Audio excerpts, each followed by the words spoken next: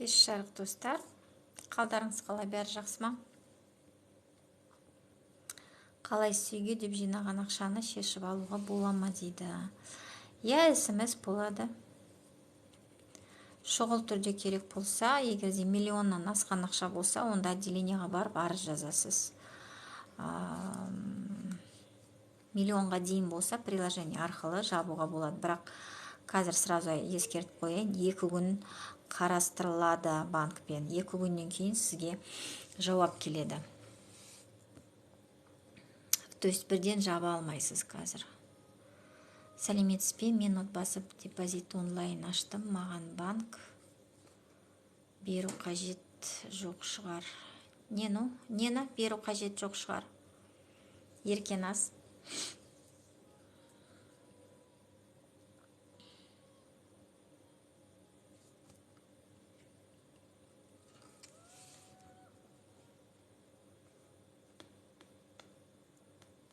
Сұрағыңызды кішкене дұрыс түсінбедім мен. Сәлеметсіз бе? 50% төлеп квартира алған болатынмын. Сол счет бойынша биыл компенсация төлене ма? Егер де сіздің депозитіңіз біздің банкте залогта тұрса, залогта кепілдікте, сізге компенсация төленеді, оған тапсырыс беру керек еді. Берген шығарсыз, Ал егер де сіз уже тұрғын үй займына өткен болсаңыз, онда сізде депозит жабылды деген сөз, и сізге компенсация берілмейді. Найман Астана. 50% жиналса, доход сұрайма дейді. Қараңыз, Найманка, егер де сіз депозитіңіз 3 жылғы болса, рахмет Розаға, егер де сіздің депозитіңіз 3 жылғы болса, сіз 5%-бен тұрғын үй займына бар жатқан болсаңыз, онда сізден доход сұрамайды. Енді депозитіңіздің вознаграждение қарау керек. Егер де вознаграждение жазып жіберсеңіз, мен сізге айтам, қандай суммаға сізге үй алуға болады доходсыз. Так, Бағдаулет, сәлеметсіз бе? Елорда жастары бағдарламасы қашан болады? Күтіп отырмыз. Басталады Алла жазса. Атырау жастары 2 ақпаннан басталады. По-моему, 22 ақпанға дейін ба, 21 ақпанға дейін ба. Атырау жастарының тура біздікіндей шарттары. Пока басталған жоқ, басталған кезде мен видео снимать етемін. Так, менің қызым студент, Астанада грантта қалай мүмкіндік бар? Бағдаулет, Розаңызға рахмет үлкен. Қызын студент болса, егер де ол стипендия алып жатқан студент болса, онда 50-50 мен табыс көзін растап үйді алуға болады. Егер де оның табыс көзі жетіп жатса. Квартира бір жыл бұрын алсам, әлі залогта тұрған шығар дейді. Камиля, енді мен оны білмеймін ғой. Сізде мынандай приложение бар ғой, мынандай приложение артта тұрған. Сол приложениеда депозитті қарайсыз. Депозит былай құлыпта тұрады. Сонда ол залогта деген сөз. Если какой-то период не было начислений, то как отразится? Вопрос немножко не поняла. Что отразиться должно? Рахмет. Менде вознаграждение 246 мың көрсетіп тұр. Яни Максим аке. 246 мың, сол қызыл точка, да? 246 мың неплохой, жақсы вознаграждение. Қазір есептеп айталам сізге. Егер де 3 жылғы депозит болса, онда доходсыз қанша теңгеге үйді ала аласыз, мен қазір сізге есептеп айталамын.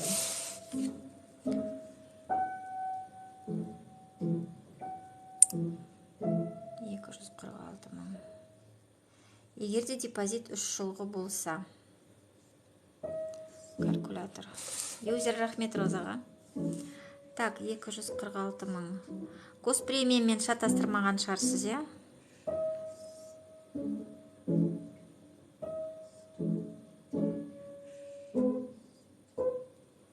15 миллион 375 мың теңгенің үйін алуға болады 5%бен табыс көзін растамай. Макс Макей емес или наоборот. 19 жастағы бойдақ балаға қандай программа бар? Доход бар, аренда керек емес дейді. 50-50, егерде доход бар болса, доходты несін көрсетіп, өзінің табыс көзін көрсетіп ала алады.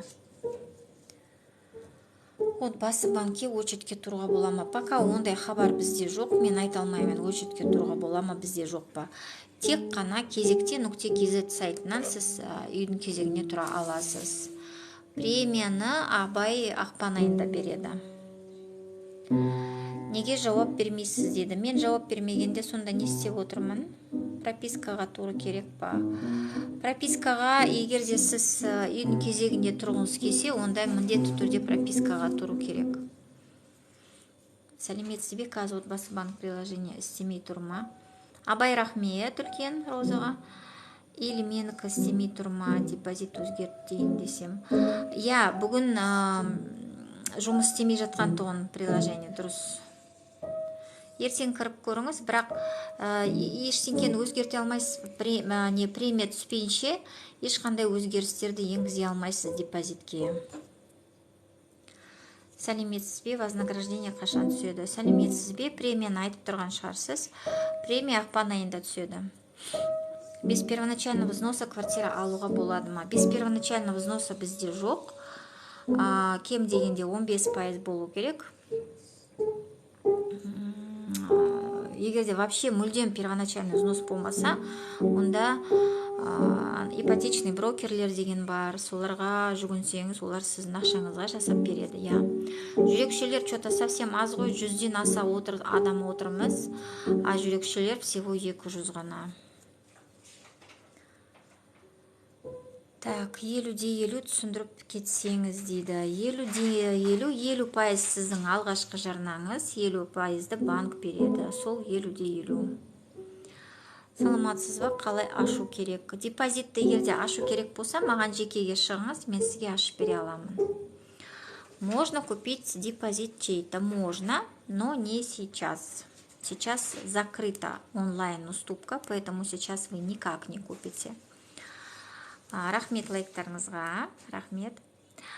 Сәкен 716.915, ол жинақ. Адам жинап қойды сонша.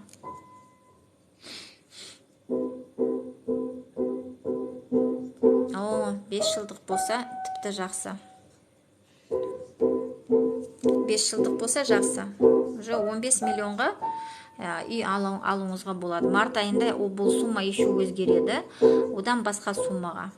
Өткені сізге ай сайын вознаграждение түсіп отыр ғой 2%. Сол 2% өскен сайын сіздің одобряемый суммаңыз тоже өседі. Так, отбасы банк депозит аштым, ай сайын ақша салып отырмын. Банкке барып договор рәсімдеу керек па? Жоқ, міндетті емес.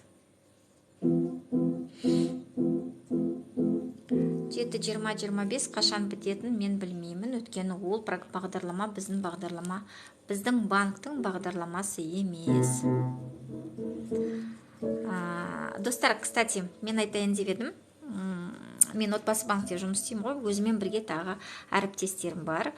Ертеңнен бастап сол кісілермен бірге қосымша эфир жүргізетін боламыз. Ертең жұмыс орнымызда, как раз таңертең ба, күндіз ба, мүмкін 12-лерде ма, пока уақытсын белгілеген жоқпын, бірақ прямой эфирге шығамыз. Ертең менің әріптесім болады, Ардана деген, Сарсенбаева Ардана деген қыз. Сол қызбен бірге осындай прямой эфир өткіземіз. О кісінің телефонын қойып қоям. Егерде о кісі ұнаса сіздерге, сол кісіге хабарласып, түсінбеген сұрақтарыңызды сұрап, депозит сол кісімен ашу керек болса, сол кісімен ашып, сол кісі тоже ашып бере алады, мен сияқты. Вот осындай жаңалық. Так, сәлеметсіз бе Майра ханым? 2 балама депозит ашып, әрқайсына 900 мыңнан жинадым. Сыйақы түсемі? Я, сыйақы түседі. Ақпан айында күтіңіз. Саламатсыз ба? Мен отбасы банкқа ақша салдым. Ешқандай кредитті 50-50 алмаймын десем, үстемесі ме?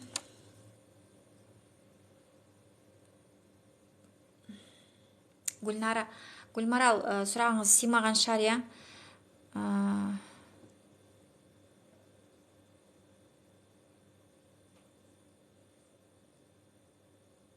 Сұрағыңызды несін аяқ жағын түсінбей жатырмын. Сұрағы қандай? Саламатсыз ба? Мен отбасыма ақша салсам, ешқандай кредитте 50-50 алмаймын десем, үстемес.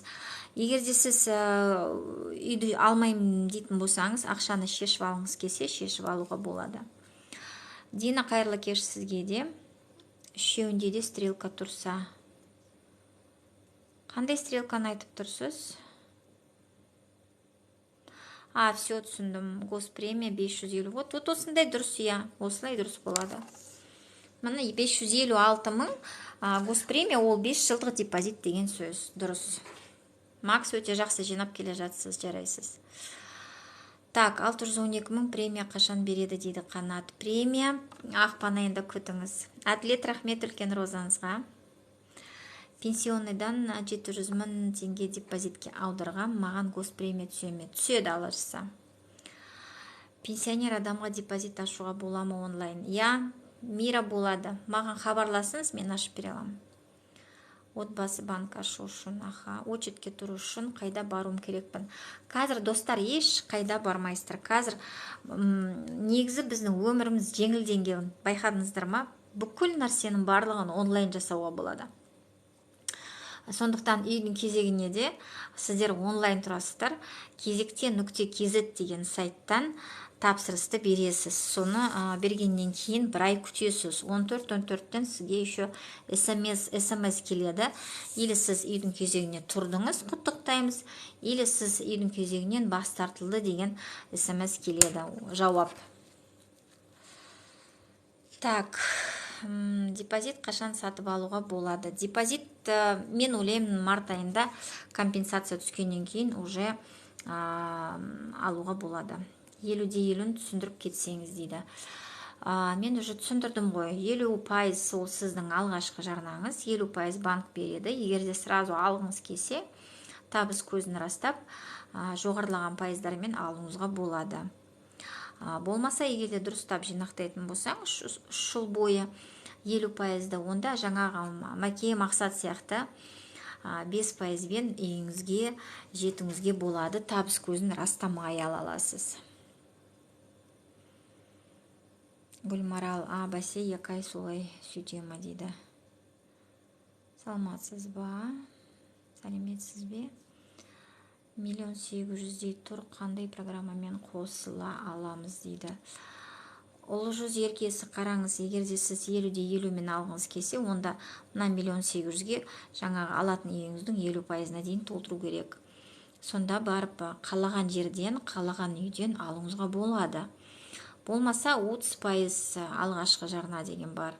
20% бізде жасыл ипотека басталды. Сол программамен бойынша алуға болады. Бірақ о жерде шектеулі үйлер, өзіңіздің қалауыңызды ала алмайсыз деген сөз. Ал 50-50 сіз өзіңіздің қалаған жеріңізден, қалаған районнан, қалаған үйден, қалаған пәтеріңізді алуыңызға болады. Үшеуінде де галочка тұрса, онда премия түседі деген сөз. ЖКХ-да очередте тұрғандар отбасы банкке көшті деген қаншалықты дұрыс? Пока, біз көшті, бізге берілді деген мен сөз сізге айта алмаймын, өйткені пока ондай жағдай емес пока.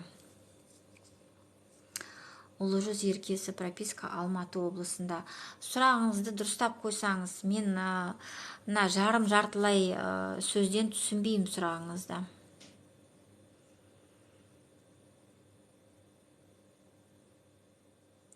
Ремонтқа деп алуға болады, я. Тоже 50% сіздің алғашқы жарнаңыз, 50%-ді банк береді. Сонымен ремонтқа алуға болады үйді.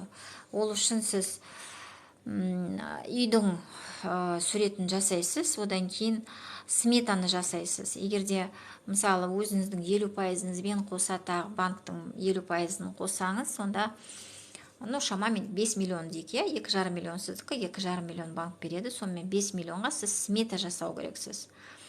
5 миллионнан асса смета болады, 5 миллионға дейін жеткізбесеңіз, онда болмайды деген сөз. В общем, асырып жіберу керексіз ғой, или ровно жасау керексіз. Менде ИП бар, табыс көзін анықтамай үй ала алам ба? Мұслим, егер де сіз бізде жинаған болсаңыз, мына мәке сияқты, онда табыс көзін растамай ала бересіз. Егер де сіз жинамаған болсаңыз, қанша көп адам сөйтеді, депозит ашып алып ұмытып кетеді, сонымен жылдар өтеді, сосын барып ойбай, менде депозит бар еді ғой, мен ақша салып жіберейін, үй алайын деген. Егер де сондай болса сізде, онда сіз табыс көзін растайсыз. Саламатсыз ба? Әскери баспана туралы түсіндіріп кетіңізші дейді. Әскери баспана енді былай да жаңағыдай түсінік, по-моему, әскеридегі адамдар барлығын біледі. Сол әскери баспана жайында. Әскери баспана жылына бір рет болатын бағдарлама. Оның екі түрі бар, 50-50, екінші түрі ол 15% алғашқы жарна, 8% банктың пайызы. Вот. Әскери баспанамен кім алады? Кім жыл выплаты деген алады? Мемлекет төлейді. Например, квартираның арендада тұрып жатқан адамға, үй жоқтарға, үй жоқ военныйларға, болмаса полицейскілерге жыл выплаты деген жүргізеді мемлекет. Сол жыл выплатаны алып жүрген кісі болсаңыз, онда сіз тек қана сондай кісілер ғана әскери баспанаға қатыса алады. Самал, кеш жарық үй алу үшін міндетті түрде 50% жинау керек пе дейді. Егер де сіз қалаған үйіңізді алғыңыз келсе, міндетті түрде 50% жинау керек. Әсіресе вторичканы алғыңыз келсе, екінші деңгейдегі, екінші нарықтағы үйді алғыңыз келсе, онда 50% жинау керек. Егер де сіз жоқ, мен 30% алам дейтін болсаңыз, онда ол жаңа үйлерден ала аласыз. Оның пайызы, банктың пайызы где-то шамамен 17,5% болады. Алғашқы жарна 30%. 20% тағы бізде жасыл ипотека бар, оның пайыздары 12,5%. Вот о жерде 20%, 30% алғашқы жарна болады алуға. Міндетті емес 50% алуға. На ребенка есть депозит, звонили с банка, чтобы я написала какое-то письмо, не поняла, объясните. Да, мы сейчас только и делаем. У меня сегодня целый день ушел на обзвон моих клиентов, которые со мной открыли депозит. Видите, да, списки? Вам не видно, да? В общем, целый день у меня сегодня ушел тоже на обзвон моих клиентов, которым я открывала депозит. Вот. Смотрите, сейчас идет прием заявок на компенсацию. Компенсация от государства положена на все тенговые депозиты, которые были открыты до 23 февраля 2022 года. Если у вас депозит открыт до этого числа, значит вам положена 10% компенсация от суммы, которая лежала на тот момент на вашем депозите. Допустим, там лежало 1 миллион, значит вам положено 100 тысяч. Если там лежало 2 миллиона, значит вам положено 200 тысяч. Вот на эту компенсацию вам нужно подать заявку. Если вашему ребенку больше 13 лет, там от 14 до 17 лет, то вы должны прийти, Айбиби Рахметулькен, то вы должны прийти вместе с ребенком в консультационный центр к таким консультантам, как я, и подать заявку. Для чего это нужно? Потому что там составляется бумажное досье, Асель Рахметулькен, бумажное досье, и вам надо будет подписать бумаги и вашему ребенку, и вам одновременно обоим. Поэтому вас приглашают именно к нам. Если же ребенку нет 14 лет, то есть ему 13 лет, то можно онлайн подать. Если вы не хотите приходить к нам или у вас нет времени, можете ко мне обратиться, я могу вам помочь. Онлайн подать компенсацию на ребенка. Но только если ему нету 14 лет. Энжу мен сізге кешірім сұраймын, жауап бердім уже. Табыс көзін растамай үй алатын қандай программа бар? Мария 50%-ды жинақтайтын болса, Әсел үлкен рахмет. Мария, егерде 50%-ды өзіңіз жинақтайтын болсаңыз 3 жыл бойы, онда сіз 5%-бен табыс көзін растамай алып кете бересіз. Достар, что-то бүкіл комментарийлер қашып кетті, сондықтан мен соңынан бастаймын, жарай ма? Если что, кімге жауап беруге үлгермедім, қайталап жіберіңіздер сұрақтарыңызды. Сәлем, госпремия қашан түседі дейді. Ақпан айында түседі. Когда поступит госпремия? Только что ответила, в феврале. Если какой-то период не было начислений, то как отразится? Больное сердце, скажите, пожалуйста, начислений каких и на чем должно отразиться? Я вопрос ваш не совсем понимаю. Алматы облысы прописка кезекке тұрсам, облыста үй ала алам ба дейді. Я. Жоқ, егерде қараңыз. Егерде сіз үйдің кезегіне тұрғыңыз келсе, қай жерде үйдің кезегіне тұрасыз, сол Алматы облысы болса, сол Алматы облысында ғана ала аласыз. Егерде үйдің кезегі бойынша нұрлы жермен алғыңыз келсе. А егерде сіз 50%-ды жинақтап өз бетінше алғыңыз келсе, онда прописка міндетті емес. Сіз любой жерден, любой қаладан алуыңызға болады. Так. Жасыл ипотека деген не? Жасыл ипотека ол жаңа бағдарлама. Осы қаңтар айынан басталды. 20% алғашқы жарна, банктың пайызы 12,5%. Жасыл ипотекаға тек қана экологиялық стандартқа сәйкес салынып жатқан үйлер ғана ойнатылады, грубо говоря. И сол стандарттарға сәйкес тек бірақ қалада, ол бізде Астанада, и бірақ тұрғын үй ол Гранд Виктория деген үй. Осы жасыл ипотека бойынша үйді алуға болады. Алғашқы жарна 20%. Квадратный метрдің бағасы 410 мың теңгеден басталады. Таза әрленген болуы мүмкін, 480, в общем, сол 410-ға тағы 40 мың теңгені қосасыз, сонда ол IBB рахмет, сонда ол таза әрленген үй болады. Егерде жоқ, өзім ремонт жасайым дейтін болсаңыз, сонда сол 410, 420, в общем, однокомнаталар 440 мың теңгеден квадратный метр болады. Декабрьде госпремия галочка тұрған, неге қазір крест тұр дейді. Әгерім қараңыз, қазір крест тұрғаны, өткені қазір приложение қазір 23-ші жылды көрсетіп тұр. 23-ші жылға сіз биылдыққа басқа сума жинау керексіз. Егерде сол крестке басатын болсаң, сізде 690 мың теңге шығады, я? Биылдыққа сіз 690 мың теңге жинау керексіз деп сізге жауабы шығады соның ішінен. Сол үшін о жерде крест болып тұр, өткені сіз биылдыққа әлі ол суманы жинаған жоқсыз. Егерде биылдыққа сол суманы жинап қоятын болсаңыз, онда мынандай жасыл галочка тұрады. Госпремия туралы айтыңызшы, пожалуйста, дейді. Дос, госпремия ақпан айында түседі. Госпремия тек біздің банктың салымшыларына ғана түседі. Максимально 200 МРП-ға 20% көлемінде әр салымшымызға түседі. Мемлекеттік сыйақы ақпан айында, биыл ақпан айында былтырғы жылдың жаңа қорытындысы бойынша ол биыл премия түседі депозиттеріңізге. Саламатсыз ба? Басқа қаладан үй алуға бола ма? Я, неге алмасқа? Үй бар болса 7-20-25 алуға бола ма? Жоқ, болмайды. Так, жасыл ипотеканы айттым. Алматы облыс прописка кезекке тұрсам, облыста оны да жауап бердім. Мен сұрағыма жауап бермедіңіз. Папама бере алам ба депозитімді? Я, бере аласыз. Ықыласты клиенттер клубы деген шығып тұр. Ол не дейді? Ол жақында пайда болды.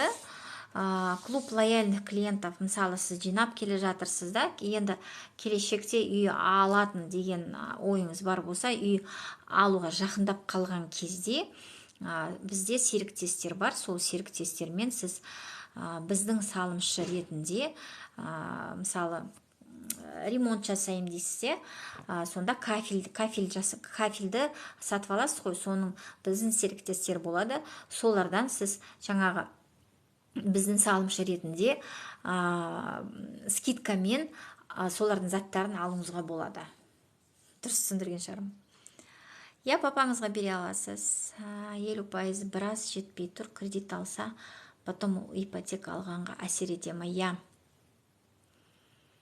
Пикачуға қараңыз, егерде сіз жинадыңыз, 5%бен алатын болсаңыз, онда басқа банктен кредит алған кезде біздің банкке ол әсер етпейді. Бірақ егерде сіз алатын үйіңіз аралық займ болса, онда әсер етеді. Болмаса, день в день алыңыз. Сол кезде бізде ол көрінбей кетеді. Если мысалы кредитті рәсімдейтін күні бізде, ипотеканы рәсімдейтін күні басқа банктен барып алатын болсаңыз, таңертең солардан алдыңыз, бізге салдыңыз, түсқайта келіп бізге рәсімдедіңіз, сізге одобрение сразу шыққан кезде ондай еще көрінбейді. Бірақ егерде сіз ручной рассмотрениеға кететін болсаңыз, онда ол көрінеді и кері әсерін тигізу мүмкін. 2 миллион қолымда бар, қандай программамен үй ала аламын дейді. Қандай программа? 20%, 30%, 50-50, егерде жеткізетін болсаңыз 50-50-ге. Квартира алып жатырмын, мен бірақ жинап немене? Бұрын или бірақ жинап жатқан жоқпын, бірақ мама квартира залогқа қойсам бола ма үй алуға? Жоқ. Біздің банктен басқа үйді кепілдікке қойып үй алуға болмайды, тек қана сіздің тірі ақшаңыз болу керек 50%.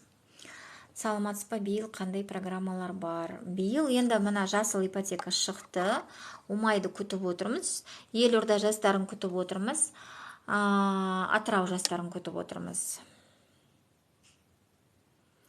Тек ақша жинайым, 10-15 жылға десем, өз ақшамды и госпремия, и премия қосып ала аламыз ба? Я, қосып ала аласыздар. Жер үйді үйдің иесінен, яғни жаңа салынған емес үйді алуға қанша пайыз жинау керек? Көрте, жақсы сұрақ. Егерде жер үйді алғыңыз келсе, онда тек 50-50-мен ала аласыз.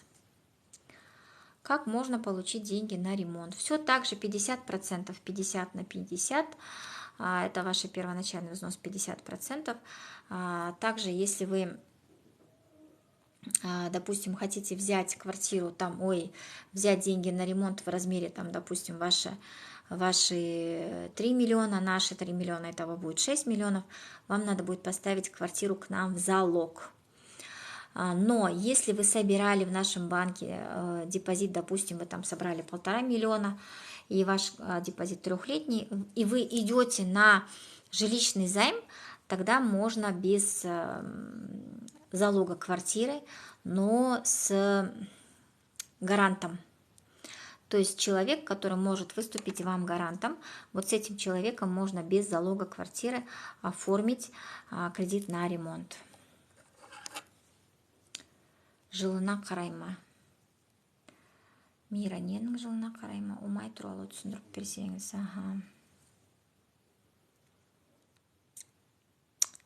Саламатсыз ба, мен депозиттегі ақшаны шеше алам ба? Ол пенсионный болса? Жоқ. Пенсионный болса никак шеше алмайсыз. Никак. Тек ипотека ғана. Умайды бір рет түсіндірем, басқа түсіндірмеймін, достар, жарай ма? Өткені әр эфир сайын түсіндіріп жатырмын. Так, Умай ол әйелдер ипотекасы, сіздің доходыңыз, егерде сіз күйеуде болатын болсаңыз, әйелдер, тек жұмыс істейтін әйелдер ғана қатыса алады. Егерде сіз күйеуіңізбен қоса сіздің доходыңыз 640 мыңнан аспаса, онда сіз сол ипотекаға қатыса аласыз. Алғашқы жарна 15%-дан басталады, банктың пайызы 13,5%. Пока ол басталған жоқ, ол басталған кезде, сол кезде уже жасауға болады. Бірақ көбісі скорингтен өтпейді Умайдан. Так. Жартылай отбасы ретінде үйге кезекке тұруға бола ма? Я, болады. Квартира алып жатырмын, мен бірақ жинап жатқанына жоқпын. Бірақ мама квартира. Оны жауап бердім. Үй бар болса 7-20-25 бола ма? Жоқ, болмайды. Жоқ болса үйді басқа біреуге аударып алуға бола ма? Я, болады. Сөйтуге болады, я. Саламатсыз ба? Мен ақша жинап жатырмын отбасы банкке, бірақ менде пенсионный жоқ. Үй ала алам ба? Жанель, егер де сіз дұрыстап жинап келе жатқан болсаңыз, депозитіңіз 3 жылғы болса, мына мәке сияқты, онда сізге пенсионныйды банк талап етпейді сізден. Сіз 5%-бен табыс көзін растамай үйді алып кете аласыз. Так, банк 2 миллион бар, үй қалай алам? Достар, жүрекшелеріңіз қайда? Чөтті сағындық қой жүрекшелеріңізді.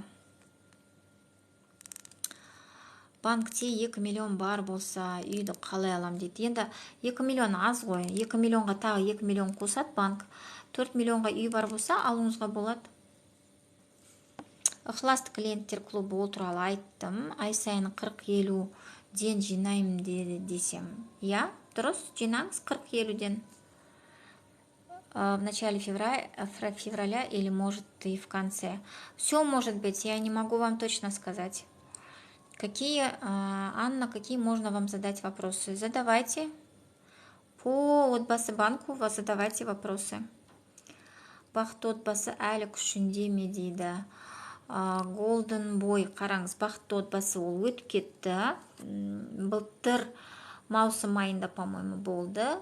Енді оның қорытындысы бойынша әлі адамдар үйді ала алмай жүр. Сондықтан биылдыққа ол қашан болатын пока белгісіз.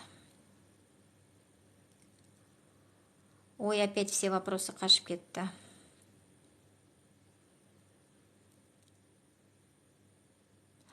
Так, 10% компенсация. Ипотекасы барларға текущий счетқа түсе ма? Жоқ, текущий счетқа түспейді, депозитке түседі. Қалай шешіп алуға болады? Приложенияда шешіп алуға болады. Миллион теңгеге дейін болса, приложение егерде миллионнан асқан болса, онда тек отделение банкқа ғана жүгінесіз. Неге мені оқымайсыз? Қараңыздар, достар, сұрақтарыңыз былай менде кетіп бара жатыр да, мен үлгермей жатырмын барлығын оқып шығуға. Сондықтан түсіністікпен қараңыздар. Я, сіздер 233 адам болып отырсыңыздар. Мен жалғыз өзіммін, барлығыңызға үлгермей жатырмын жауап беруге. Так, әскери баспана қазір болып жатыр. 50-50-мен алуыңызға болады спокойно. Қалаған жерден вторичка болсын, первичка болсын алуыңызға болады. 3 жылдан кейін график ауыстыруға бола ма? Жарты ақшасын құйып қойдық дейді. Уже алып қойдыңыз, үйді. Сізде графикте не тұр? Сол график бойынша сіз келіп отырған үй займына өтесіз. Әскери баспана жайлы айттым, мен қайта бір нәрсені айтпай қояйын. Сіздер тыңдамасаңыздар, мен де кінәлі емес шығармын оған. Госпремия қашан береді? Госпремия ақпан айында береді. Жас мұғалімдерге арналған программалар бар ма? Егер де сіз 35 жасқа дейін болсаңыз, онда қай аумақта тұрасыз, сол аумақ бойынша жастары деген бағдарлама болады. Сол бағдарламаға қатысуыңызға болады. Болмаса сіздер, егерде әйелі адам болсаңыз, сонда сізге Умай атты бағдарламаға қатысуға болады еще. Егерде одан қалса, егерде сіз үйдің кезегінде тұрған болсаңыз, еще нұрлы жер мен шаңыраққа қатысуға болады. Жас мұғалім ретінде. Саламатсыз ба, жолдасым, екеуміз әскери баспана бойынша ақша 1,800,000 болыпты. Қанша ақшаға жеткізуіміз керекпіз? Егерде сіз қазір алғыңыз келсе, онда 50%-ға жеткізесіз. Егерде жоқ, ондай ақшамыз жоқ бізде, біз 15%-ді күтетін болсаңыз, онда ол биыл қашан болады? Мен ойымша где-то күзге таман болатын шығар. Соған қатысасыз. Инвалидный бар, пәтер алам ба дейді. Жинаңыз, алыңыз. Жинап алуға болады. Болмаса, егерде сіз бірінші, екінші группа инвалид болсаңыз, онда бақытты отбасыға қатысыңыз. Бақытты отбасыдан өтетін болсаңыз, алуыңызға болады акиматтың соққан үйінен. Мына 7-20-25 шекемді тесті уже бұл бағдарлама. 7-20-25 программамен егер үйді ноябрьде сатқан едім, осы программамен ала алам ба? Достар, 7-20-25 ол біздің банктың бағдарламасы емес. Ол бағдарлама бойынша маған сұрақты қоймай ақ қойыңыздар. Мен жауап бермеймін, өйткені мен білмеймін оның жауабын. 2 рет оқымай кеттіңіз. Саламатсыз ба? 3 жылда жинайтын ақшадан көп жинап, жиналған ақшаға 50%-бен алуға бола ма дейді. 3 жылда жинайтын ақшадан көп жинап. Иә, болады. Неге болмасқа? ОП деген не, түсіндіріп бересіз бе? ОП деген ол бағалау көрсеткіші. Банк сізге бағаны береді. Ол бағаның ішіне сіздің әр салған суммаңызға банк 2% сізге жүргізеді. 2% вознаграждение. Қарасаңыз, мына график тұр ғой, мына график, иә? Артында. Соның астында операция деген бар. И о жерде ай сайын сізге жазылып тұрады. Начисление процентов. Вот осы начисление процентов сіздің ОП-іңіз есть. Түсіндіңіз ғой, иә? Ол процент, ол 2% всего. 2%. Оны банк алады да 12 айға шашып жібереді. Ол тиіндеп, мына жерге вознаграждение деген тұр ғой, мына қызылмен. Қызыл нүкте. Көрмей тұрсыздар да, по-моему. Мына қызыл нүктемен. Осы вознаграждение деп тұрады. Сол вознаграждениені сізге өсіру керек. Так, Марат Оразалиев, премия сіз үшін ақпан айында түседі. Машинаға кредит бар ма? Жоқ, бізде жоқ. 7 миллион бар еді, қалай үй алуға болады? Айзере, егерде 14 миллион үйін табатын болсаңыз, 7 миллионды онда бізге құйып, бірінші табыс көзін растап шығыңыз. Егерде банк сізге 14 миллионға үй алуға болады десе, онда барып құясыз. Және үйді барып іздейсіз. Бірінші табыс көзін растап шығыңыз, сосын барып үйді іздеңіз. Наоборот етпеңіздер, жарай ма? Не дейді жаңағы? Билет қалтамда, пойыз қайда кетеді демекші, иә? Сол сияқты болмаңыздар. Ақша қалтада, банк қайда кетеді, мен так и так алам. Бірінші өзіңізді есептетіп алыңыз, жете ме, жетпей ме, сосын барып үйді іздеңіздер. Көп адамдар наоборот жасайды. Бірінші үй тауып алады, сосын барып бізге келеді. Пенсионканы декабрьде, мартта да снимать еттім. 3 жыл декабрьден. 3 жыл декабрьден санай ма, или мартта бастап есептей ма? Қараңыз, егерде Гүлшат, егерде сіз 2 рет ақшаны жіберген болсаңыз, онда 3 жылдың ішінде үлгермейтін болсаңыз, бірінші сол декабрьде салған ақшаңыз бірінші қайтып кері оралады. Сосын март келген кезде екінші сол салған ақшаңыз ол да қайтып кері оралады. Егерде ровно 3 жылдың ішінде сіз үйді алып үлгермейтін болсаңыз. Саламатсыз ба, жолдасым екеуміз? Әскериді айттым. Здравствуйте, если закрываешь депозит, с какой комиссии ты снимешь? Прекрасный вопрос, Нигара. Это надо смотреть на сам депозит. Сколько лет? Если депозит 3-летний, то вы снимете все деньги вместе с премией. Если депозиту нет 3 лет, то, соответственно, премия у вас сгорает, то есть возвращается обратно в государство. Плюс еще вы заплатите 5000 тенге комиссию банку. Если же вы, допустим, положили там, в этом месяце, в январе положили там 200 тысяч и хотите снять тоже, допустим, через 3 недели, то у вас еще помимо 5000 еще удержит банк 1% от суммы, которую вы положили. Қандай программалар бар қазір? Жасыл ипотека бар, 50-50 жүріп жатыр. 30%-да 70, ол да жүріп жатыр. Атырау жастар басталады, және Елорда жастары енді басталады. 3 жыл болмай ештеңе ала алмаймыз ба? Ала аласыздар. Неге ала алмайсыздар? 3 жылға жеткізбейтін болсаңыз, 50%-ді егерде уже бар болса, сіздерде табыс көзін растаңыз да алып кете беріңіз, проблема жоқ. Ойбай, не дейді? Тағы қашып кетті бүкіл нелер, сұрақтар. Так.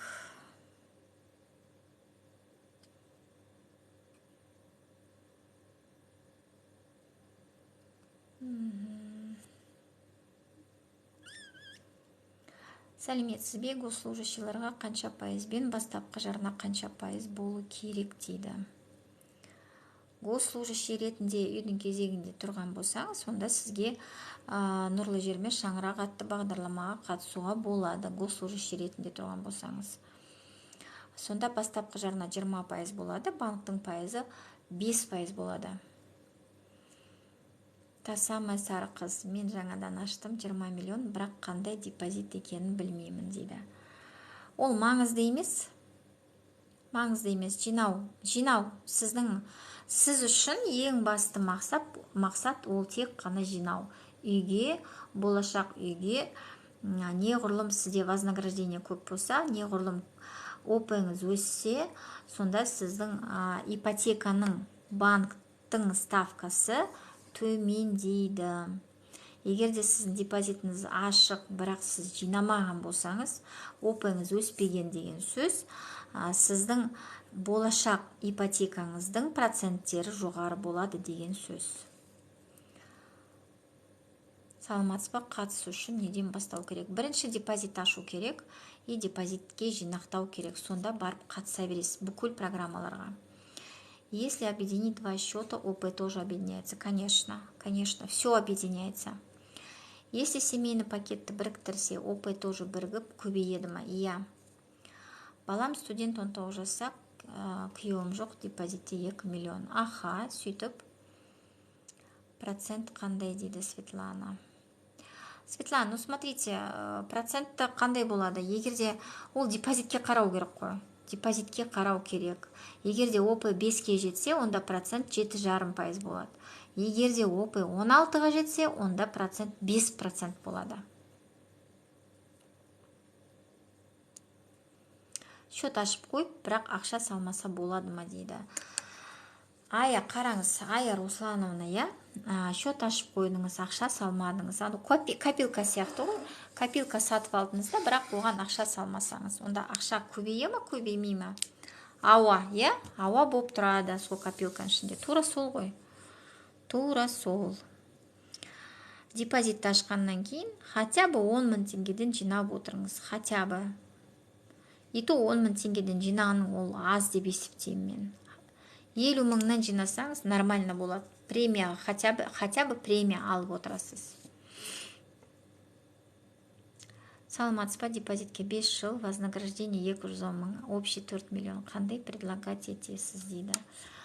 Так, вознаграждение 210 мың да, депозитке 5 жыл. Жақсы. Қазір есептейміз. Қазір есептеп жібереміз. Ну, явно 10 миллионнан жоғары үй аласыз. Точно қанша екенін қазір айтамын. 210 мың вознаграждение. 13 миллион 125 мың теңгенің үйін сізге қазір мына вознаграждениемен 5%-бен алуға болады, табыс көзін растамай. Сіз не істейсіз? 4 миллионға мына 13 миллионның жартысына дейін жеткізу керек. Сол деген сөз 6,5 миллион, 2,5 миллион сасаңыз 13 миллион үйін алып кете беруіңізге болады. Бірақ жібірать арна. Бірақ мен сіздің орныңызда болсам, қазір асықпай мартты күтер едім. Мартта компенсация түскеннен кейін барып бірақ үйді алар едім. Как раз мартта сізде еще мына вознаграждение 210 мыңнан жоғары болады. Ол деген сөз уже 13 миллион емес, мүмкін сіз уже 14 миллион үйін алып қалуға уже 5%-бен болады тұрғын үй займіне. Күшті, молодец. Бәрі сөйтіп жинаса екен. Февральда премия түссе, счеттағы ақшамды бірден алуға болады ма дейді.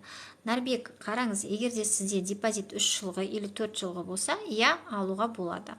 Егер де депозит жаңадан болса, сіз премияға бола ақшаны салған болсаңыз, онда сіздің ойыңыздағыдай болмайды. Өйткені банктың шарттары бойынша сіз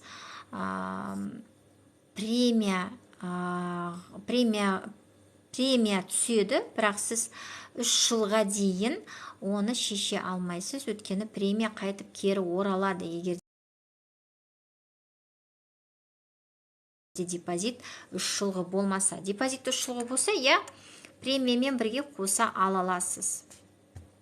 Ондай болмаса, онда премия күйеді деген сөз. Бірақ оның да бір жолы бар. Сақтап қалатындай депозитта. Депозиттегі премияны сақтап қалатындай тағы бір жолы бар, оны түсіндіруге болады. Так, если объединить два счета, ОП тоже объединяются, да. 7-20-25-ке сұраққа жауап бермеймін дедім. 4 баламен үй кезегіне тұрып, конкурсқа қатысу үшін ай сайын қанша құямыз?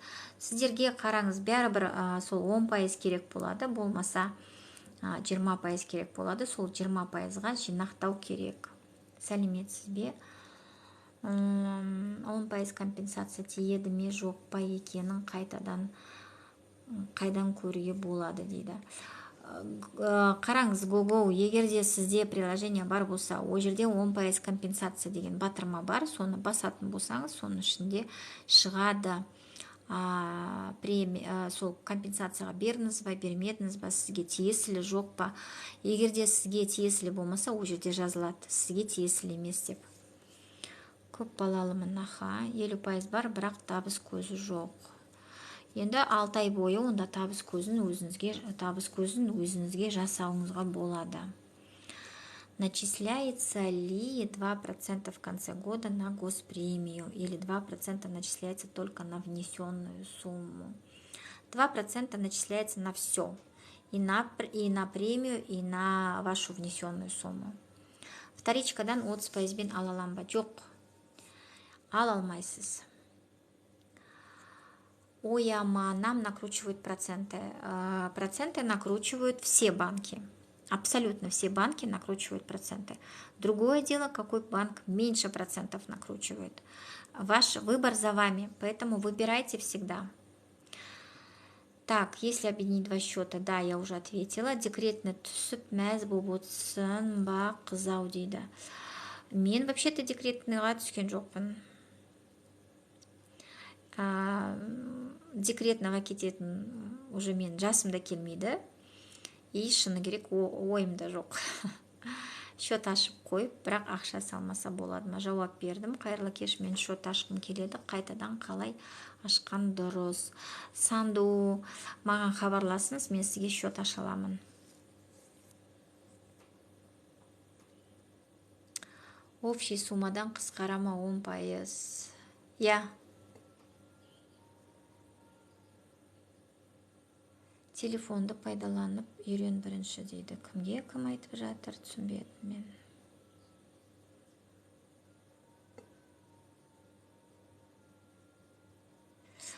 Так, саламатсыз ба? Бұны айттым, вознаграждение 210-мында айттым. Саламатсыз ба? Қанша салса да айына бәрібір ма дейді. Енді салмағаннан гөрі қанша салсаңыз да дұрыс. Бірақ ол бәрібір емес. Өйткені сіздің әр салған суммаңызға мына 2% жүргізеді банк. Сол 2%-ді сіз қалай саласыз, солай жүреді. Ол деген сөз, неғұрлым аз салсаңыз, мына 2%-іңіз аз болады. Көп салсаңыз, 2%-іңіз қомақтылау болады. Февральда премия түсі, счеттағы ақшамды берді. Уже жауап бердім оған. Саламатсыз ба? Вторичка, первичка үйді жылдың қай айында алуға болады арзан бағада дейді. Енді уже мынандай сұрақ кетті, Вторичка, первичка. Вторичканы айтайын, первичканы айта алмаймын, өткені білмеймін. Первичканы енді баға қашан аз болады? Егерде сіз котлованнан алатын болсаңыз. Вторичкаға менің ойымша бағалар қашан түседі? Осындай кезде бағалар түсіп жатады, по-моему, февраль, март, апрель, осындай кезде.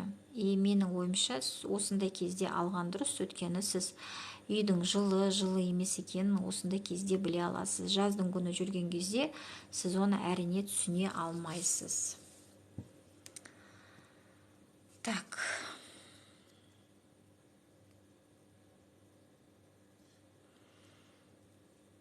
Ахмет, маған госпремия түспеді, неге дейді? Өйткені ешкімге түспеді ол.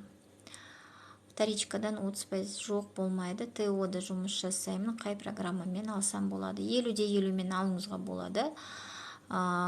Жасыл ипотекамен алсаңыз тоже болады. Шаңырақ бағдарламасы қашан басталады? Шаңырақ бағдарламасы ол әр қалада әртүрлі. Әр қалада, әр кезде өзіңіздің қай қалада тұрасыз, сол қала бойынша Инстаграм парақшаны тауып алыңыз. Отбасы банк Тараз, допустим.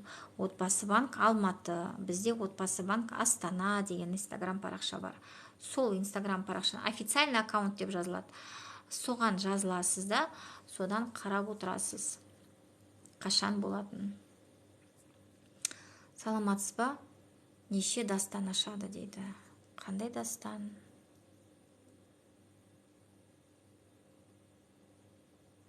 ЖССБ-де первичка бар ма дейді. Я, бар.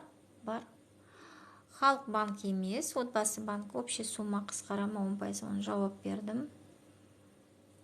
Нұрлы жермен шаңыраққа қатысу үшін қалай заявка беруге болады? Депозит ашқалы 1 жылдан асты. Сұрақтар тағы да қашып кетті. Так, нұрлы жермен шаңыраққа қатысу үшін сіз бірінші баспана маркетке кіресіз. Баспана маркет деген сайт тересіз да, соның ішінен жеке кабинетіңізге кіресіз. Сосын главныйдан нұрлы жер атты бағдарламаны тауып аласыз. Өзіңіздің қалаңызды тауып аласыз. Сосын кодты, қандай үй, оның коды болады. Сол кодты тересіз да, найти дейсіз.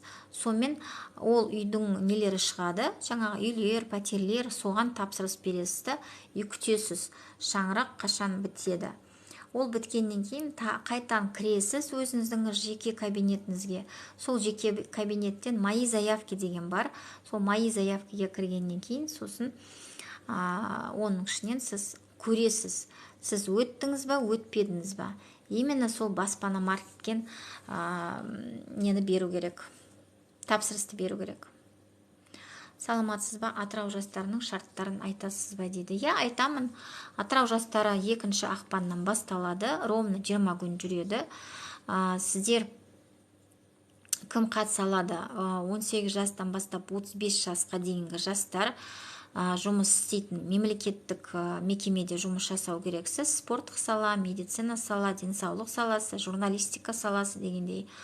Осы салалар бойынша егерде жұмыс істеген болсаңыз, кем дегенде 1 жылғы стажыңыз болу керек.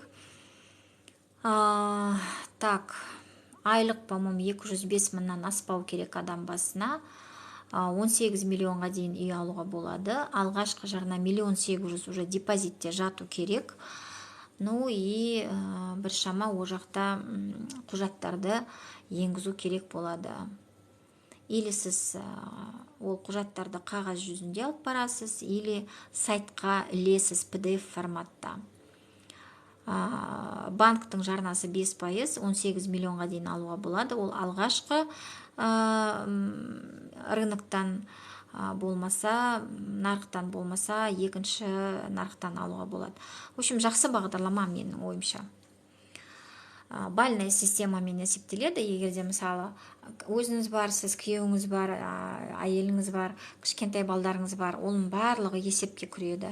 Әр бала ол 1 балл болып есептеледі. Әр диплом, әр қай жерде оқыдыңыз, мысалы о жерден сертификат алдыңыз, грамота, мадақтама, оның барлығы тоже бальная системаға жатады. Вот осындай нәрселердің барлығын дайындап қойғаныңыз жөн болады. Так. Отбасы банкке депозитке ақша салған тиімді ма? Я, өте тиімді. аукцион қалай қоям депозитті? Бірінші депозитке премия мен компенсация түссін, сосын аукционға қоясыз. Ол аукцион емес, оны сайтта сатасыз, оны біздің сайтта сатасыз. Сәлеметсіз бе, 50-50 декретқа вышла, маған ипотека беріле ма? Егерде табыс көзін растай алмайтын болсаңыз, онда ипотека берілмейді. Егерде сіз жинамаған болсаңыз. Егерде жинаған болсаңыз, табыс көзін вообще керек емес болады. Елорда жастар қашан басталады? Күтіп отырмыз. Скорее всего, ақпан айында. Ноябрьден бері күтіп отырмыз соны. Отбасы банкке депозитке ақша салған. Айттым. Сәлеметсіз бе, депозитте қанша ақша бар екенін телефон арқылы қалай білуге болады? Мына приложениеден қарайсыз ғой. Приложениеда активы дегеннен, сосын мына жерде не суммасынан қарап отырасыз. Вот, например, накоплено, да? Накоплено 608 500, 19 000 вознаграждение. Осындай болып тұрады, приложениеден көруге болады.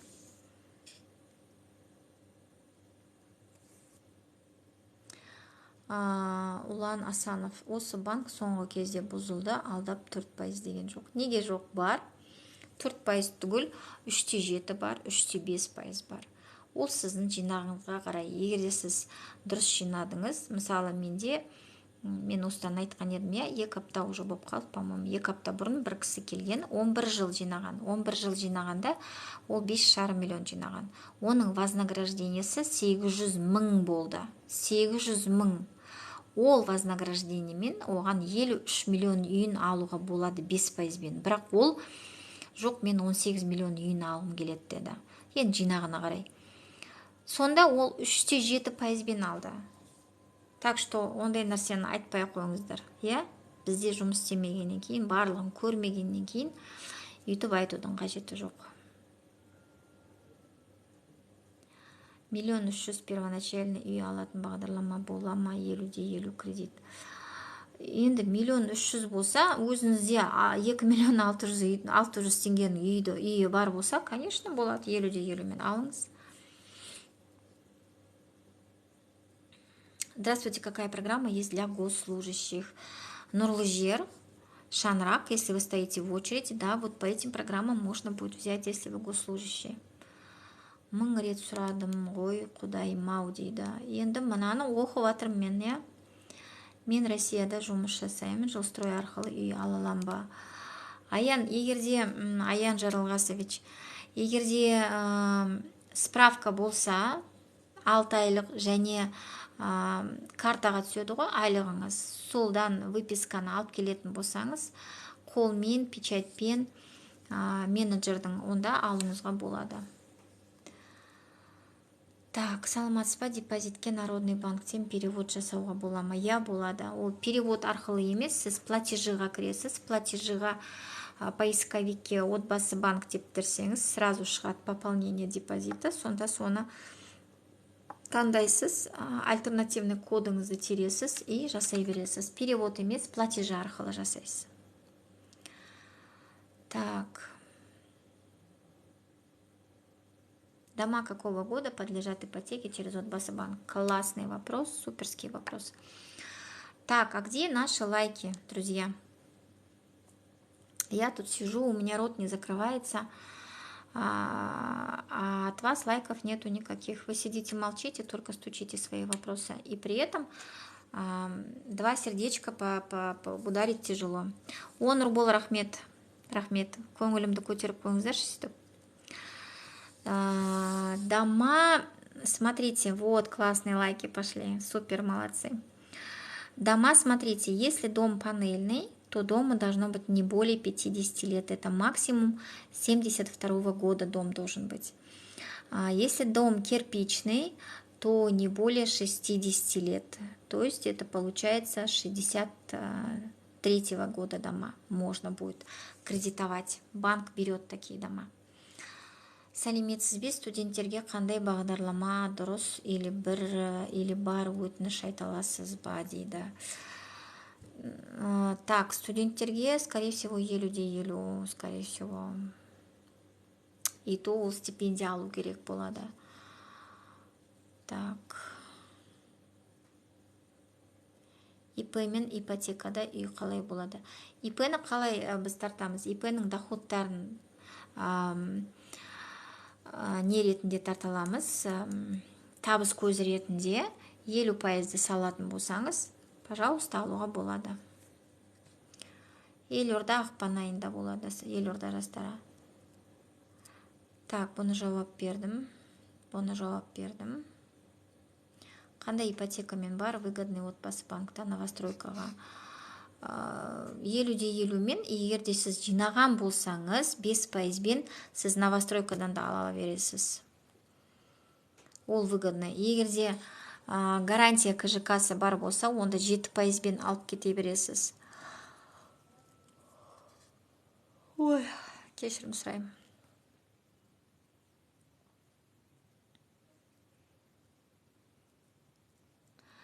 Сәлеметсіз бе, жасыл ипотека тек қана Астанадан алу керек па? Енді өкінішке орай, бұл жасыл ипотека тек қана пока тек Астана қаласында болып жатыр бізде. И то тек бір үй ғана пока, Гранд Викториядан ғана. Мен ойлаймын, енді келешекте тағы да қалалар қосылады, тағы да үйлер қосылады, сондықтан сабыр сақтап күтейік, иә? Могу ли я снять деньги, часть депозита, при этом сохранить депозит? В данный момент нет. Если вам деньги нужно сейчас снять, то сейчас не получится, потому что идет начисление премии. Поэтому в данный момент не получится. Либо только закрыть, либо ждать, когда начислится премия и компенсации. Только потом будет возможно эта операция деления депозита. В вашем случае нужно будет делить депозит, чтобы сохранить сам депозит.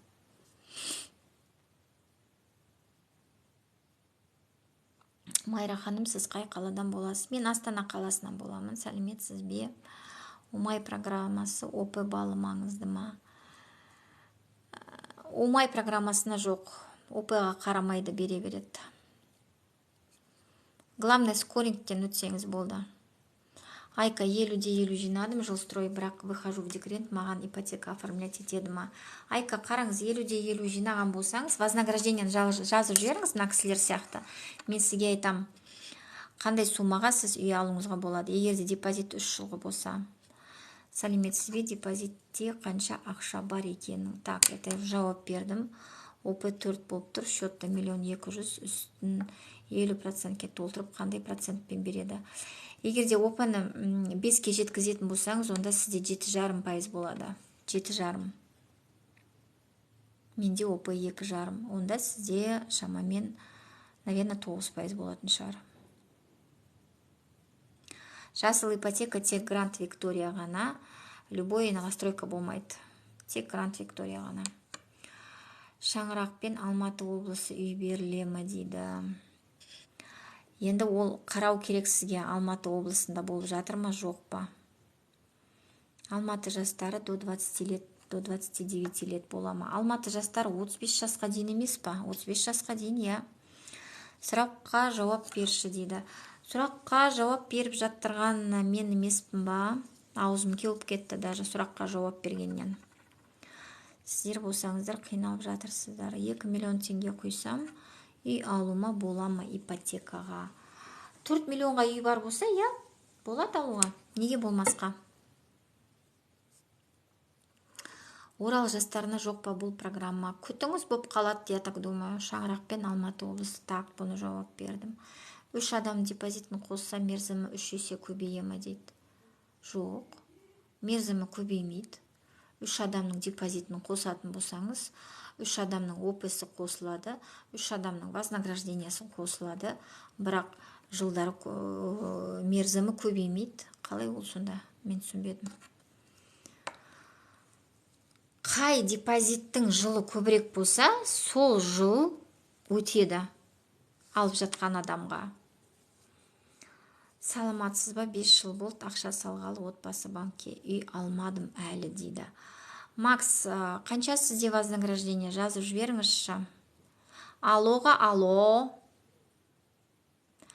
Елорда жастары ақпан айында, наверное, болады.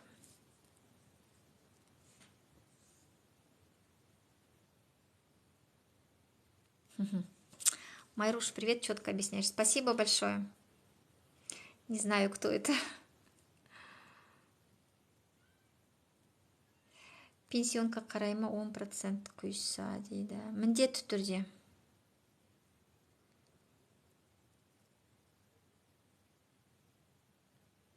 Умай жайлы не айта аласыз? Умай енді көктемде басталады, сол кезде айта берейін мен уже. Бүгін біраз нәрсе айттым. Жасыл ипотека тек Гранд Виктория, да. Гранд Виктория ғана. Бір сұрақтар қайтып кете берген. Саламатсыз, менде 2 пакет ОП-18 болыпты, ол жақсы ма дейді. Қараңызшы, сізде вознаграждение қанша? Мына көріп тұрсыз ғой, мына жерде, иә? Қызыл нүкте 19.849 дейді. Сондай вознаграждение қанша сізде? И депозит неше жылға? Соны жазып жіберсеңіз. 3 жыл жинаған қаражатты сыйақымен қаржылай алуға болады ма? Иә, болады.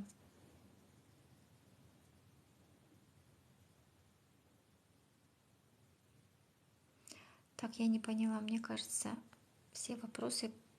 Я наконец перешла. Мысалы, первоначальный 20% дегенде 10 миллион үйін алса, депозитті 2 миллион болу керек па? Или 5 миллион болу керек па? Первоначальный 10 миллион үйін алса. 10 миллион үй болса, онда әрине сізде 2 миллион болу керек. Бірақ Гранд Викторияда ондай бағалар жоқ, сразу айтам сізге. Менің депозитіме салынбаған, бірақ 6 жыл болды, жолдасымдікі 1 жыл қоссақ 6 жыл бола ма? Я, 6 жыл болады. Займдар кейін үй алуға одобрение келмей қоймай ма дейді. Займдар, я вот микрозайм егерде айтып жатқан болсаңыз, сол микрозайм деген сіздің кредитный историяңызға кері әсерін етеді, міндетті түрде. Микрозайм деген пәледен басыңызды аулақ ұстаңыздаршы, достар. Сәлеметсіз бе, менің анамның пенсионынан менің отбасы банк счетыма аударуға бола ма дейді. Я, болады.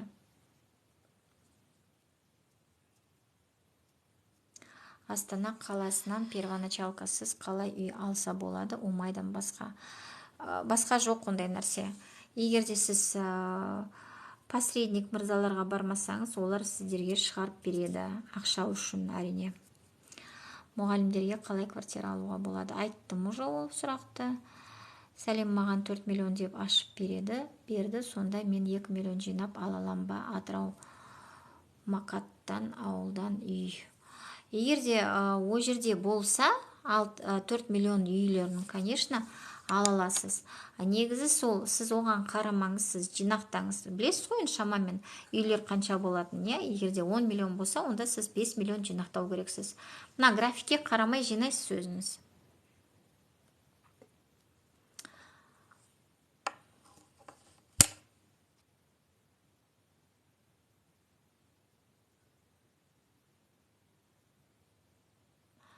Умай программасына қалай үліге болады? 19 декабрьде тез жабылды, рахмет.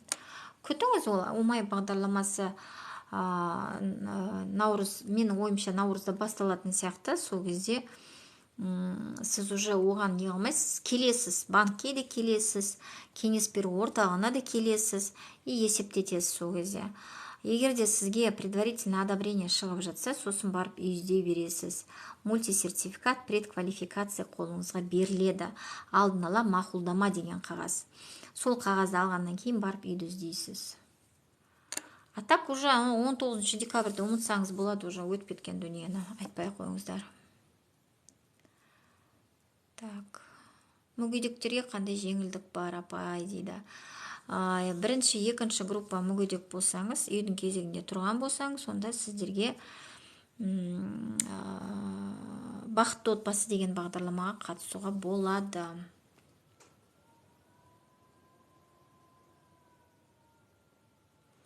Жас отбасы туралы айтып беріңізші қысқа дейді. Ажар, қараңыз, егерде сіз жас отбасы деген депозит ашатын болсаңыз, жас отбасының сол депозиттің қандай ерекшелігі бар? Сіз 3 жыл жинамайсыз. Кем дегенде депозит 1 жылғы ғана болу керек. Опыңыз 16 емес, опы 5-ке жетсе, 6%-бен 50% жинап қойған болсаңыз 6%бен бір жылдан соң үйді алып кете беруіңізге болады. И сізде процентная ставка 6% болады. Қысқаша да нұсқаша. Табыс көзін растайсыз міндетті түрде.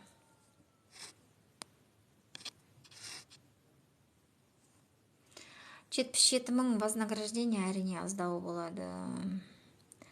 Вознаграждение 152 мың. Жақсы. 152 мың вознаграждение. Неге жетпей жатыр, 10 миллионға? Кішкене жетпей тұр.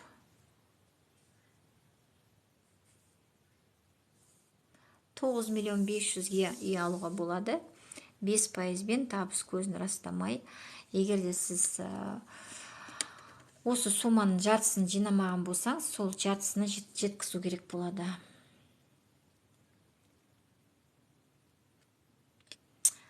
Саламатсыз ба? Госпремия мартта түскеннен кейін счет депозит общий жабуға болады ғой без потери. Егер де 3 жылғы депозит болса, жабуға болады. Жер үй алуға болады отбасы банктен, Здравствуйте, кроме Аскери Баспана есть возможность приобрести жилье? У меня 2,5 миллиона в депозите. Ну, если вы жилвыплаты получаете, если вы стоите как госслужащие в очереди, то вы можете участвовать еще в Нурлы жер. Либо собирайте 50 на 50, там 6% ставка. Вообще классная ипотека у вас, Аскери Баспана.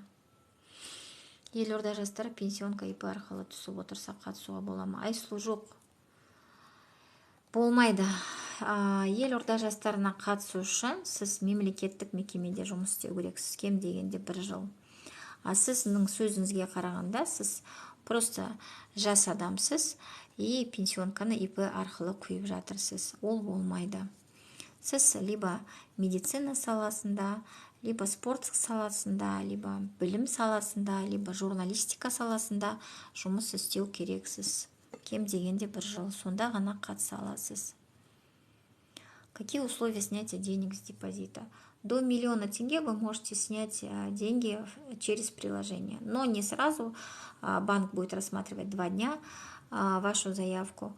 И только потом можно будет снять.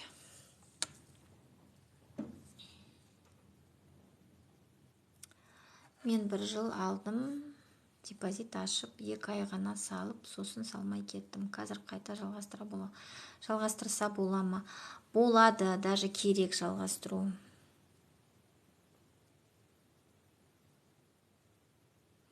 Что за программа «Молодая семья»? Если мне 35 лет, то получится оформить. Программы «Молодая семья» как таковой нету. Есть депозит «Молодая семья». Вы можете поэтому, то есть вам нужно открыть этот депозит, если у вас брак до 5 лет, если вы в браке, тогда вы можете открыть такой депозит «Молодая семья». Накапливайте 50% как минимум год и оформляйтесь по 6% с подтверждением доходов. Маған жауап беріңізші, өтіңіз. Сұрақ жоқ. Мать-одиночкаларға жеңілдік бар ма? Үйдің кезегінде тұрған болсаңыз, нұрлы жермен, шаңырақпен алуыңызға болады, жеңілдік сол ғана. Сәлем, маған отбасы банк 4 миллион ашып берді. Так, оған жауап бердім. 3 жыл бол депозитке, бірақ арасында 7-8 ай салынбады. Сол айларды толтыру керек пе? 50% үйдің жинаса. Гүлшат, вознаграждениені жазып жіберіңіз. Мысалы, сіз егерде 7-8 ай жинамаған болсаңыз, сізге банк бәрібір жүргізіп жатыр вознаграждениені. Сол қазіргі таңда қандай сізде вознаграждение, соны жазып жіберсеңіз.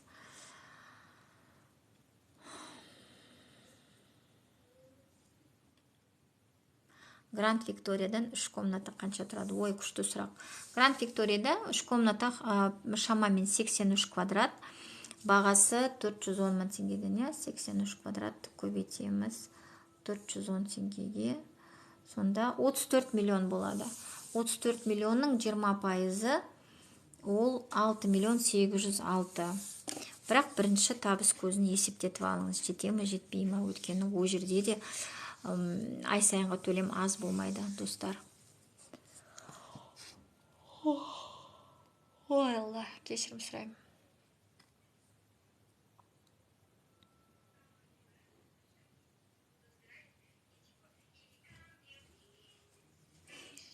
Саламатсыз ба? Взнос пен госпремия неге 0% көрсетіп тұрады? Премия қашан түседі?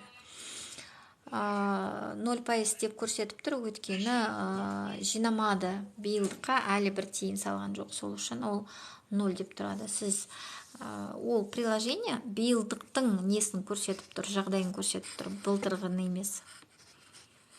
Премия ақпан айында түседі.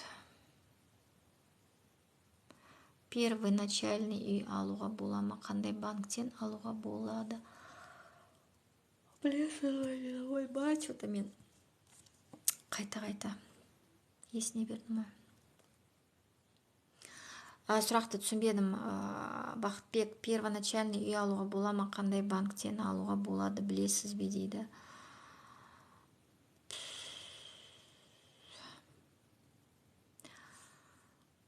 Түсінбедім сұрақты.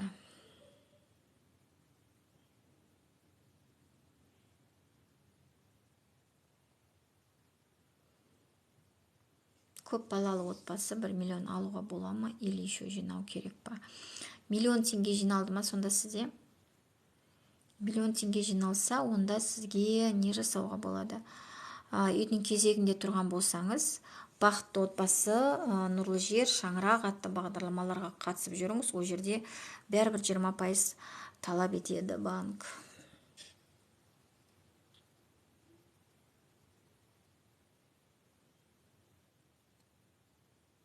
Так, не біле, бірде-бір сұрақтар, одинаковый сұрақтар, соңына дейін бара салайыншы.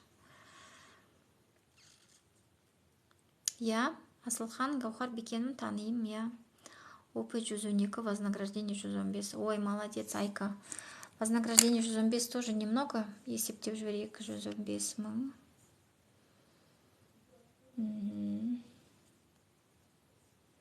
7 миллион 187 мың 500. Вознаграждениені өсіріңіз, хотя бы 160 мыңға дейін, сонда 10 миллионын 5% бен алуға болады. Табыс көзін растамай. Айка, егер де депозит тұршылығы болса. Нұрлы жерге 20% ақша салса, ОП аз болса, үй алуға мүмкіндік бар ма? ОП 3 дейді. Нұрлы жермен үй алу үшін сіз үйдің кезегінде тұру керексіз. Үйдің кезегінде тұрсаңыз, нұрлы жерге қатыса бересіз. Посредникпен қалай жұмыс жасайды? Енді оны мен сізге айта алмаймын, өткені мен білмеймін. Олар әйтеуір жасап беріп жатады. Бірақ сонда да оны іздеген күннің өзінде дұрысын іздеу керек.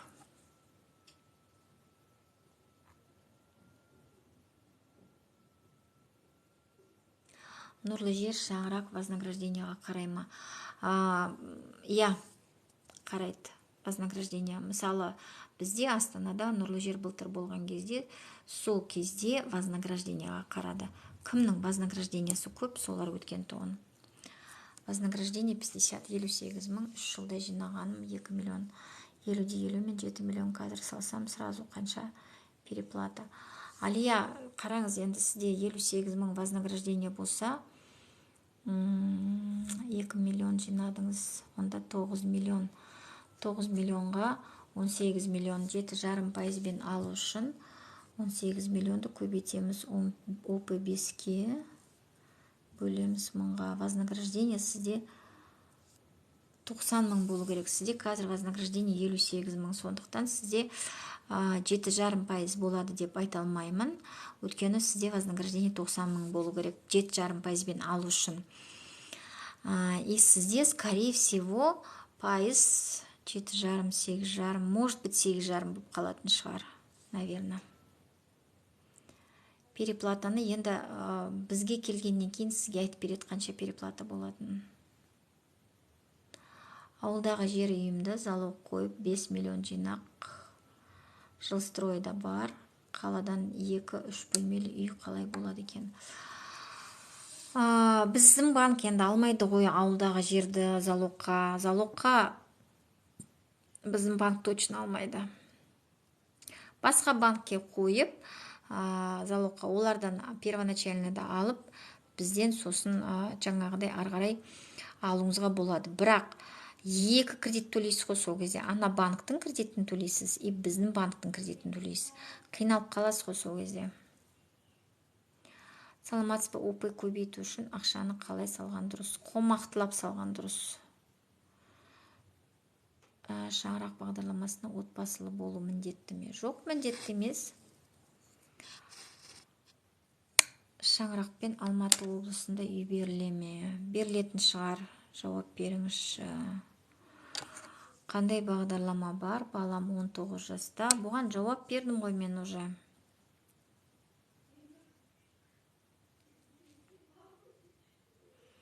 Сәлеметсіз бе? 20% қанша ақша дейді. Ол алатын үйіңіздің несіне байланысты ғой. Мысалы, үйдің бағасы 19 миллион болса, сонда 20%-ді есептейсіздер.